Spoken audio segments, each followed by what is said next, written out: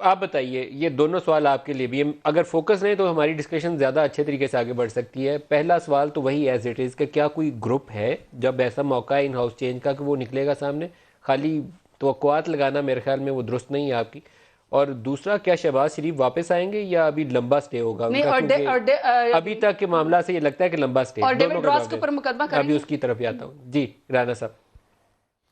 دیکھیں، دو چیزیں ہیں۔ پہلی بات تو یہ ہے کہ یہ جو کچھ پچھلے مہینوں میں ہوتا رہا ہے، یہ آپ اس کو ملک صاحب لائٹ نہ لیجئے گا۔ میں آپ کو بڑی ذمہ داری سے بتا رہا ہوں، اگلے 1-2 ماہ بہت اہم ہے اور بہت کچھ دیکھنے کو ملے گا، کیونکہ ان کی اور کسی وجہ کیا سے دیکھنے نہیں، کو ان ملے کی گا سر؟ نالائکی اور نااہلی۔ ایک اپوزیشن کو بے مطلب یقینی کا جو فائدہ ہم ہوتا ہے کہ غیر -1 کی یقینی بات صورتحال کر پیدا رہے کرتے ہیں، ہیں کہ گورنمنٹ تو آج گئی کہ کل گئی تھی، یہ ٹپیکل بیان ہوتا ہے، لیکن آپ کہہ رہے ہیں کہ 1 سے 2 ماہ میں کچھ ہونے والا ہے، دیکھنے کو ملے گا۔ کیا دیکھنے کو ملے گا؟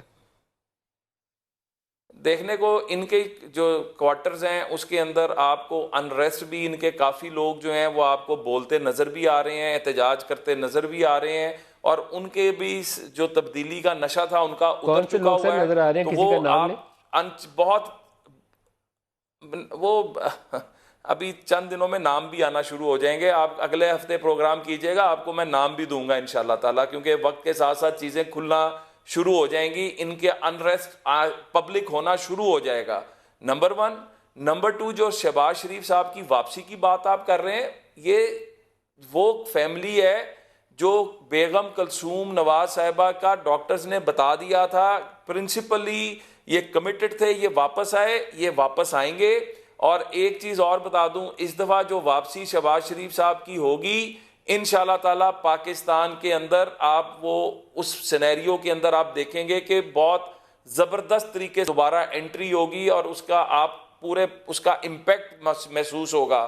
تیسری بات، یہ بہت زیادہ کرتی رہی محترمہ کہ جی وہ فلیٹس اور یہ، تو اتنا ہی اگر آپ کو ہے تو علیمہ باجی کے فلیٹس کا بھی بتا دیں، فیصل واڈا کے فلیٹس کا بھی بتا دیں، جہانگیر ترین کی جو پراپرٹیاں وہاں پر ہیں ان کے بارے میں بھی بات کر لیں، پرویز خٹک کی جو پراپرٹیاں نکل رہی ہیں ان کی بھی بات کر لیں۔